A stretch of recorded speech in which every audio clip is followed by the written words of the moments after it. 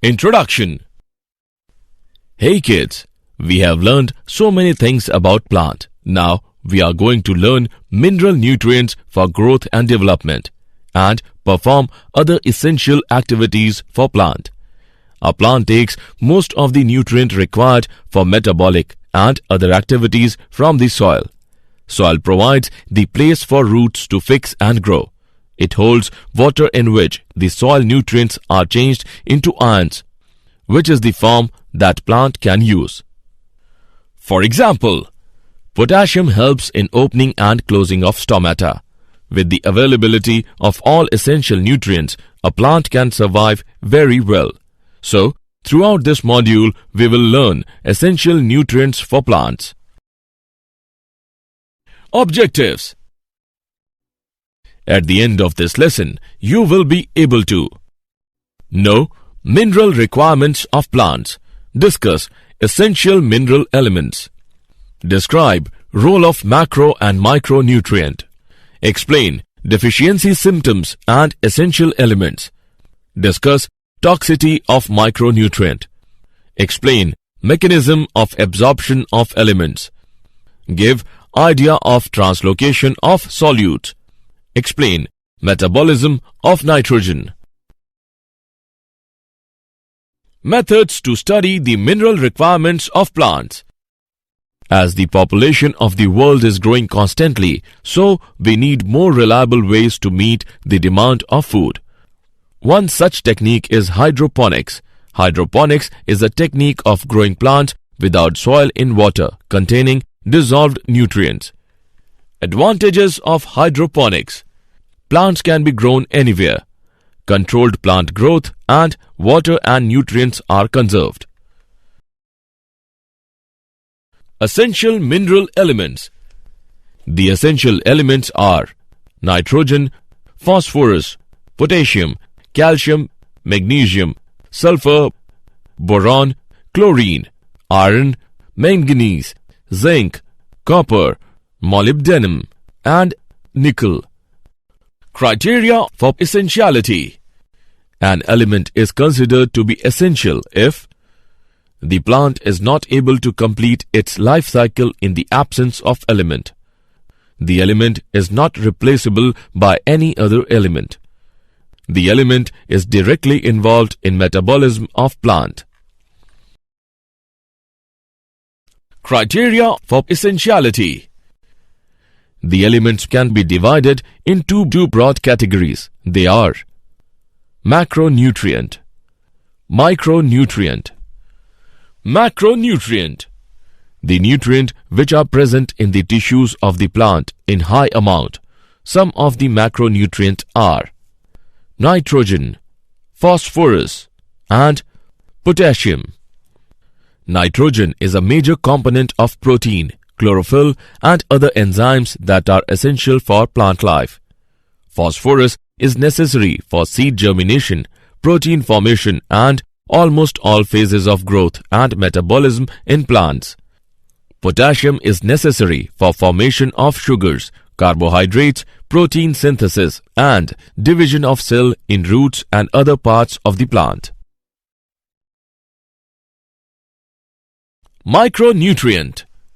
Micronutrients are the elements essential for plant growth, which are needed in only very small amount. These elements are also called trace elements. The micronutrients are boron, copper, iron, chlorine, manganese, molybdenum, and zinc. Essential elements. Essential elements can be divided into four broad categories. Essential elements can be considered as component of biomolecule such as carbon, oxygen, hydrogen, and nitrogen. Essential elements can be considered as energy-related chemical compounds in plants, for example, magnesium in chlorophyll. Essential elements that act on enzymes, either activate them or inhibit them. For example, Zn2+ is an activator of alcohol dehydrogenase. Some essential elements change the osmotic potential of a cell. For example, Potassium plays a significant role in opening and closing of stomata. Role of macro and micronutrients. Nitrogen.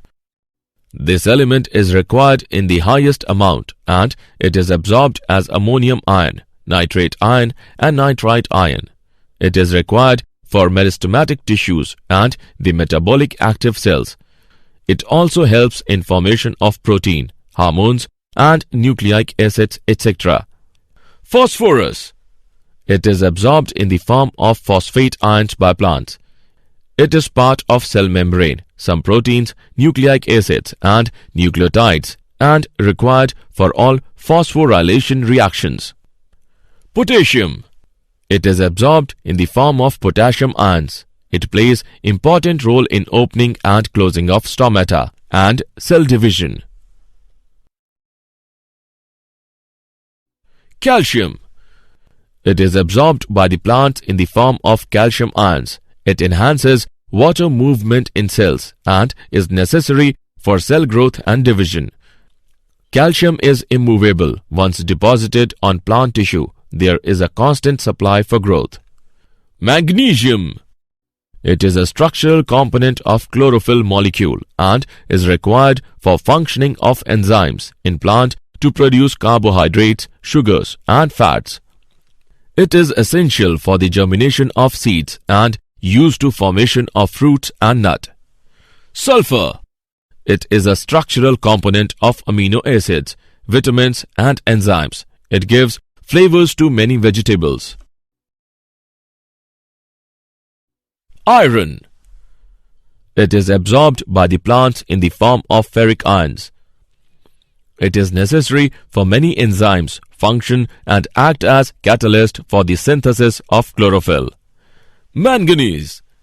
It plays crucial role in enzyme activity for photosynthesis, respiration and nitrogen metabolism. Zinc. It is essential to carbohydrate metabolisms, internodal elongation and protein synthesis. Copper. It is present in roots and play role in nitrogen metabolism. It is a component of enzymes that use carbohydrates and proteins. Boron. It is necessary for formation of cell wall, membrane integrity. It plays a role in flowering, fruiting, cell division and the movement of hormones. Molybdenum. It reduces nitrates to ammonia. Without molybdenum, protein synthesis is blocked and plant growth ceases. Chlorine. It involves in osmosis, that is, movement of water or solute in cells. Deficiency symptoms of essential elements. When plants lack the required quantities of one or more essential elements, then plant shows poor growth and develop specific deficiency symptom. The morphological changes in plants due to deficiency of elements are called deficiency symptoms.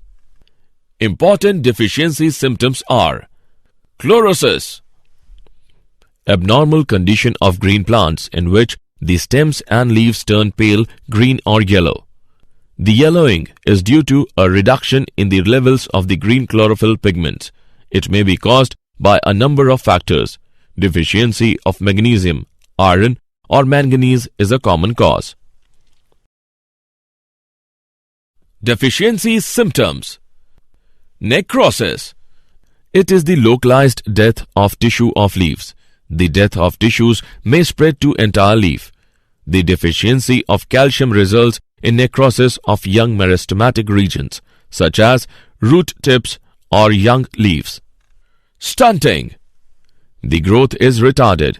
The stems appear condensed and short. The deficiency of calcium results in stunted growth. Dieback of shoot. Death of stems or branches of woody or herbaceous plants starting from the apex and proceeding downwards slowly or quickly due to copper deficiency. Toxicity of micronutrient. A fair increase or decrease in the amount of micronutrient required by the plant cause toxicity.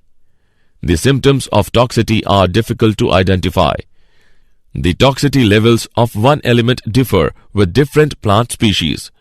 If one element is in excess, then it may inhibit the uptake of another element. For example, excess of manganese may cause deficiency of iron, magnesium, and calcium. Mechanism of absorption of elements. The movement of ions is called flux. The inward movement of ions into the cells is called influx, and the outward movement is called efflux. The uptake of mineral ions follow two phases. First phase.